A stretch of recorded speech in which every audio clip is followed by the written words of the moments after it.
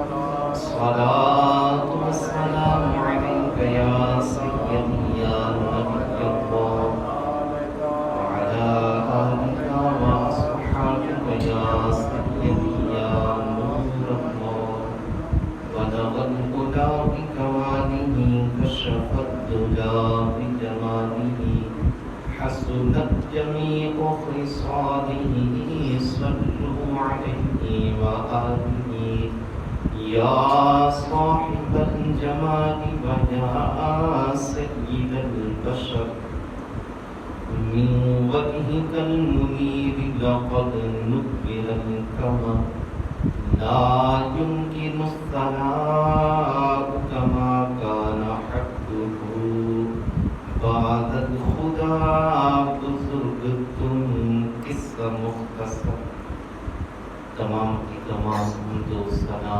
اللہ جل شانہ و عم نوالہ و اعظم شانہ و تم برہانہ کے لیے کہ جس نے ہمیں اشرف المخلوقات پیدا فرمایا خالق کائنات اللہ جل شانہ و عم نوالہ و اعظم شانہ و تم برہانہ کے لیے بے حساب حمد و ثنا اس نے ہمیں اپنے پیارے محبوب آقا نامدار مدنی تاجدار عرب و عجم شہنشاہ نبوت صلی اللہ تعالی علیہ وآلہ وسلم کی پیاری امت کے اندر پیدا فرمایا اور اس کا کرم بالا کرم کہ اس نے ایک مرتبہ پھر ہم سب کو جمعہ المبارک کی بابرکت کریاں عطا فرمائی۔ دعا ہے اللہ رب العزت کی بارگاہ میں آپ کی نازل ہونے والی تمام رحمتیں برکتیں ہم سب کو عطا فرمائے۔ ماہ ذوالقعدہ اپنی برکتیں نچھاور کر رہا ہے۔ یہ وہ ایام ہیں جن کو حج کے ایام کہا جاتا ہے۔ ان ایام کے اندر حضرت سیدنا ابراہیم علیہ نبینا علیہ السلام، حضرت سیدنا اسماعیل علیہ نبینا علیہ السلام کی زندگی کے جو درس ہیں وہ ہمارے لیے تازہ ہو جاتے ہیں کہ آپ نے اپنی زندگی کے اندر جو اہل ایمان کو جو درس دیے ہیں وہ ان ایام کے اندر تازہ ہو جاتے ہیں۔ قرآن مجید برہان رشید سے جو آیت بینات پڑھنے کا شرف حاصل کیا، اللہ رب العزت نے ارشاد فرمایا وَاذْكُرْ فِي الْكِتَابِ إِبْرَاهِيمَ، فرمایا اور یاد کرو کتاب میں ابراہیم علیہ السلام کو۔ اللہ تعالیٰ نے قرآن مجید کے اندر بھی سیدنا ابراہیم علیہ نبینا علیہ السلام کی زندگی کے بارے میں ہمیں ارشاد فرمایا۔ انبیاء کرام رضوان اللہ تعالی اجمعین دنیا کے اندر مبعوث فرمائے گئے تو لوگوں کی ہدایت کے لیے بھیجے گئے۔ سیدنا ابراہیم علیہ نبینا علیہ السلام کی زندگی ہمارے لیے ایک بہت بڑا خزانہ ہے۔ ہمارا دین سیدنا ابراہیم علیہ نبینا علیہ السلام کے دین کی طرح ہے۔ جس طرح آپ کا دین تمام باطلوں سے جدا تھا اور ہمارا دین بھی بالکل اسی طرح ہی ہے، صرف چند ایک جو ہیں وہ کمی بیشی کی گئی ہیں، بقایا وہ سارے احکامات وہی ہیں جو آپ کے دین کے اندر تھے۔ حضور علیہ السلام جب نماز ادا فرماتے تو نماز کے اندر ہمارے لیے بھی یہی دعا ارشاد فرمائے گی اللہم رب اجعلنی مقیم الصلاۃ ومن ذریتی ربنا وتقبل دعاء ربنا اغفر لی ولوالدی وللمؤمنین یوم یقوم الحساب۔ یہ دعا بھی سب سے پہلے جن نے مانگی ہے وہ سیدنا ابراہیم علیہ السلام کی ذات ہے۔ آج ہر مسلمان جب نماز پڑھتا ہے پہلے درود ابراہیم پڑھتا ہے، پھر اس کے بعد دعا پڑھتا ہے، تو آپ کا جو ہمارے ساتھ تعلق ہے وہ بڑا گہرا تعلق ہے، اور پھر آپ اللہ کے وہ سچے نبی ہیں کہ جنہوں نے اپنا جینا مرنا، اپنا زندگی گزارنا، ہر معاملات اللہ تبارک و تعالیٰ کی سپرد کر دیا۔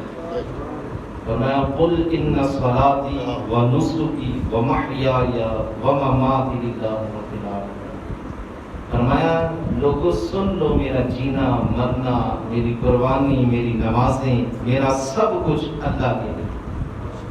تو یہ آپ نے ارشاد فرمایا، اور آج ہمارے لیے بھی یہی درس ہے کہ انسان زندگی کے اندر آپ کے جو احکامات ہیں ان کو مد نظر رکھ کر زندگی گزارے۔ آپ کی زندگی کا مطالعہ پڑھ کر دیکھیں، آپ ابھی دنیا کے اندر تشریف نہیں لائے، آزمائشیں پہلے شروع ہو چکی۔ انسان دنیا میں آئے تو آزمائشیں بنتی ہیں، سمجھ آتی ہے، اور پھر بچپن میں بھی بسا اوقات نہیں بنتی، والدین کا سہارا سر پہ ہوتا ہے، بندہ جوان ہوتا ہے، دنیا کو دیکھتا ہے تو آزمائشوں سے دوچار ہوتا ہے، پھر انسان پریشان ہوتا ہے۔ پر آپ کی زندگی کا مطالعہ پڑھ کر دیکھیں، ابھی دنیا میں تشریف ہی نہیں لائی، خبر پہلے سے آئی کہ ایک وہ انسان آئے گا کہ جو ساری دنیا پر حکومت کرنے والا ہے، اس کی جو سلطنت ہے اسے پشتے پر ڈال دے گا۔ اب دنیا کے اندر 4 حکمران ایسے گزرے ہیں کہ جنہوں نے پوری دنیا پر حکومت کی، دنیا کے اندر، پوری دنیا کے اندر 4 حکمران، ان میں سے 2 مسلمان ہیں اور 2 کافر ہیں۔ ایک سیدنا سلیمان علیہ السلام کی ذات گرامی، اللہ کے سچے نبی ہیں، ایک حضرت سیدنا ذوالقرنین رضی اللہ تعالی عنہ، اللہ کے سچے بزرگ ہیں، ولی ہیں، اور 2 بدبخت ہیں، ایک بخت نصر ہے اور ایک نمرود ہے۔ یہ 2 وہ افراد ہیں کہ جو ہیں کافر لیکن پوری دنیا پر انہوں نے حکومت کی۔ اب نمرود کے دور کے اندر سیدنا ابراہیم علیہ نبینا علیہ السلام کو بھیجا گیا، وقت کا بادشاہ، اور یہ وہ انسان تھا کہ جو غرور اور تکبر کا شکار تھا۔ مسلمان کو ان چیزوں سے دور رکھا گیا کہ نہ یہ غرور کرے، نہ یہ تکبر کا شکار ہو، نہ حسد کا شکار ہو۔ جو دلی بیماریاں ہیں ان چیزوں سے مسلمان کو روکا گیا۔ اب یہ کیسے غرور اور تکبر کا شکار تھا؟ اس کا جہاں محل تھا، محل کے پاس ایک درخت تھا، اور اس درخت کی خاصیت یہ تھی، رب تعالیٰ جب کسی کو آزماتا ہے نا اسے دنیا دیتا ہے۔ اب وہ انسان سمجھتا ہے کہ شاید میرا کمال ہے، لیکن وہ یہ چیز بھول جاتا ہے کہ یہ رب تعالیٰ کی طرف سے آزمائش ہے۔ اب رب تعالیٰ نے اسے اتنی دنیا دی کہ یہ اس کے گھر کے پاس درخت تھا۔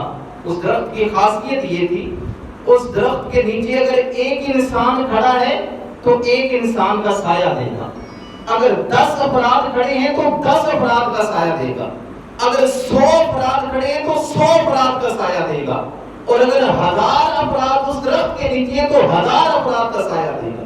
اب یہ سمجھتا تھا شاید میرا کمال ہے، کیونکہ میرے گھر کے پاس درخت ہے تو یہ شاید میرا کمال ہے، جو میرے گھر کے پاس آ کے کھڑا ہوتا ہے اس وجہ سے اسے اتنا سایہ ملتا ہے۔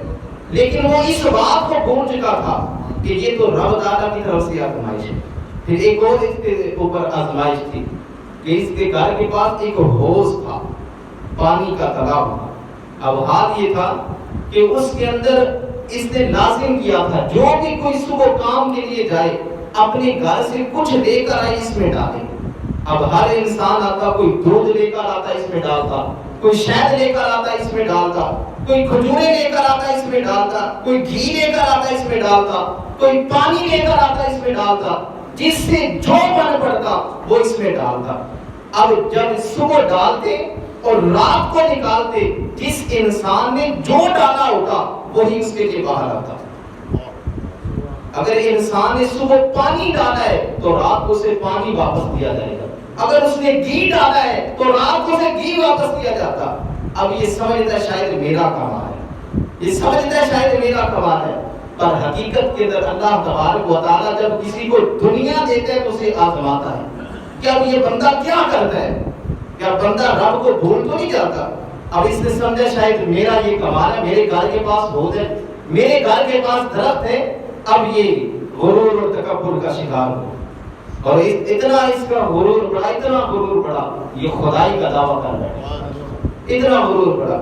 اور پھر اس کے جو بادشاہ جو تھی وہاں پہ نجومی اور کاہن لوگ بیٹھتے تھے, یعنی کہ جو ستاروں کا علم رکھنے والے, ادھر ادھر کی باتیں چھوڑنے والے, وہ فرات انہوں نے خبر دی.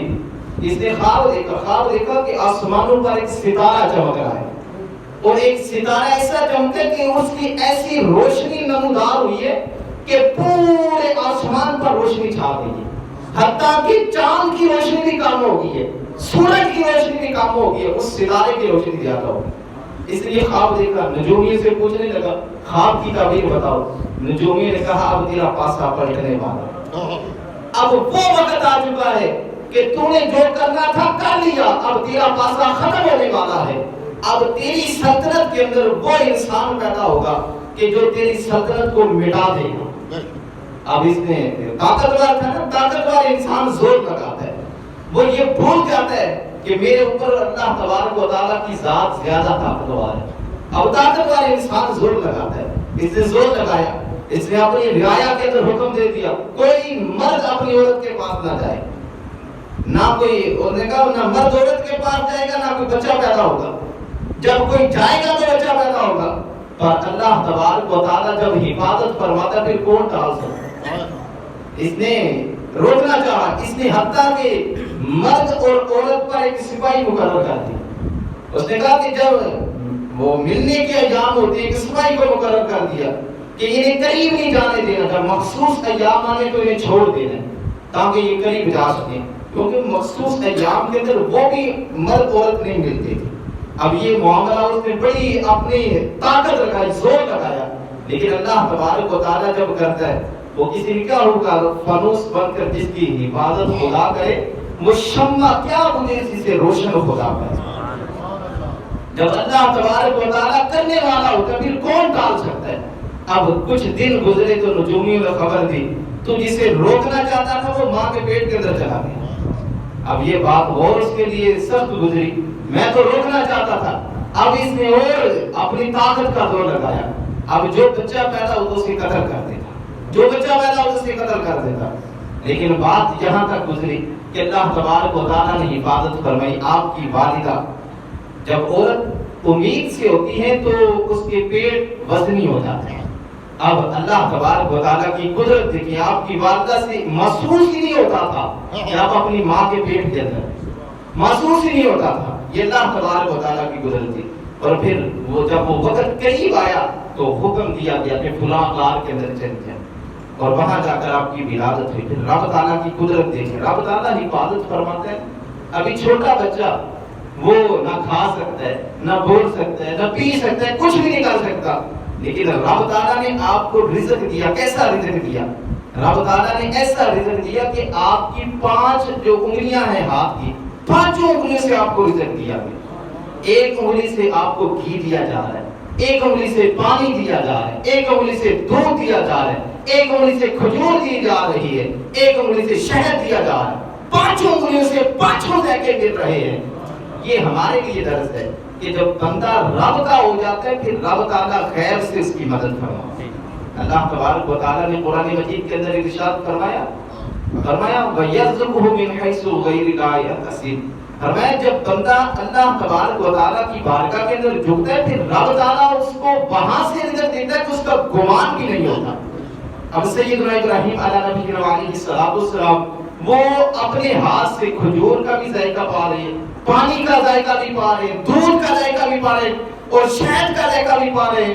وہ جو دنیا کے اعلیٰ میوے تھے اللہ تعالیٰ نے آپ کے ہاتھ کے اندر ہی رکھ دیے, وہ سارے آپ کے ہاتھ کے اندر رکھ دیے. آپ جس انگلی کو چوستے ہیں وہ ذائقہ آپ کے پیٹ کے اندر چلا جا. حتیٰ کہ علماء نے یہاں تک لکھا, بات نے لکھا آپ 7 برس تک وہاں غار کے اندر رہے. بعد میں لکھا 13 برس تک رہے اور بعد میں لکھا 16 برس تک آپ وہاں پہ رہے. یاد رکھیں 16 برس تک کی زندگی کا عرصہ ہوتا ہے. آپ وہاں پہ رہے, اللہ تبارک و تعالیٰ نے آپ کی وہ مدد فرمائی, آپ کو پروان چڑھایا. اور یہ ہمارے لیے درس ہے کہ انسان جب اللہ تبارک و تعالیٰ کا ہو جاتا ہے نا, پھر انسان کی مدد اللہ تبارک و تعالیٰ فرماتا ہے. آپ دیکھیں کہ ہر طرف سپاہی کھڑے ہیں, وہ چاہتے ہیں کہ وہ بچہ ہمیں ملے, ہم اسے وہ شہید کر دیے جائے, لیکن اللہ تبارک و تعالیٰ کیسی حفاظت فرماتا. پوری دنیا کے اندر اس وقت جتنے بھی تھے وہ سارے شہید کرنا چاہتے تھے, پر رب تعالیٰ حفاظت فرمانا. اور پھر آپ کی زندگی کا مطالعہ پڑھ کے دیکھیں اللہ تعالیٰ نے آپ کو کیسی پھر زندگی عطا فرمائی, آپ کی پرورش ایسی ہوئی, رب تعالیٰ نے حفاظت فرمائی. اور پھر جب آپ پروان چڑھے تو اللہ تبارک و تعالیٰ کی طرف سے اسی طرح آزمائشیں ہیں. آپ کبھی مصر کے اندر نظر آتے ہیں, کبھی فلسطین میں نظر آتے ہیں, کبھی مکے میں نظر آتے ہیں, کبھی بابل شہر کے اندر نظر آتے ہیں. اور تاکہ جب 16 برس کے آپ ہوئے تو آپ نے دیکھا کہ لوگ سورج کی عبادت کرتے ہیں, چاند کی عبادت کرتے ہیں, ستاروں کی عبادت کرتے ہیں, بتوں کی عبادت کرتے ہیں. آپ نے کہا کہ یہ خدا تم بنائے بیٹھے ہو. جب آپ نے دیکھا نا ستارے چمک رہے ہیں, لوگ عبادت کر رہے ہیں, حتیٰ کہ دن چڑھا تو فرمایا خدا کدھر گیا ہے. دن چڑھا تو فرمایا خدا کدھر گیا ہے. خدا تو وہ ہوتا ہے جو صبح بھی دے اور رات کو بھی دے. تمہارا خدا تو رات کو نظر آتا ہے, دن کو آتا ہی نہیں ہے. حتیٰ کہ جب سورج چڑھا نا, لوگ سورج, اتنا بڑا سورج, سارے لوگ عبادت کر رہے. جب رات ہوئی تو آپ نے بتایا تمہارا خدا کدھر گیا. یہ تو تمہارا خدا صرف دن کو نظر آتا ہے. لوگ بتوں کے سامنے کھڑے ہو گئے. آپ نے اس بت کو ایک کو اٹھایا اور اس کو پانی کے اندر ڈبونے لگے. فرمانے لگے تو خدا ہے تو اپنے آپ کو بچا لے, خدا ہے تو اپنے آپ کو بچا لے. اب وہ کیسے بچا سکتا تھا؟ وہ نہ بول سکتا تھا, نہ وہ کچھ کہہ سکتا تھا. آپ نے لوگوں کو توحید کا درس دیا کہ لوگوں کے لیے یہ ان کو عملی ان کو پیمانہ دیا کہ خدا کو ہوتا ہے جب سحری کے وقت پکارا جائے اس وقت بھی سنتا ہے, جب دن کے وقت پکارا جائے اس وقت بھی سنتا ہے. میرے بھائیوں, ہمارے لیے درس یہ ہے کہ ہم اللہ تبارک و تعالیٰ کی بارگاہ کے اندر جھکیں. حضرت سیدنا ابراہیم علیہ السلام کی زندگی کا آخری واقعہ, آپ کی زندگی کے اندر کا حدیثاتی پڑھی نا, تو آپ کا ایک دوست تھا مصری, مصر کے اندر رہتا تھا. آپ نے اپنے وزراء کو, اپنے جو قریبی دوستوں نے بھیجا کہ وہاں جاؤ اور میرا کہنا وہ غلہ تمہیں دے گا, غلہ دے گا, غلہ لے کر آؤ. اب جب وہ آپ کے دوست وہاں غلہ لینے گئے تو وہ جو مصری دوست تھا اس کے پاس جتنا غلہ تھا اس نے سارا ہی تقسیم کر دیا.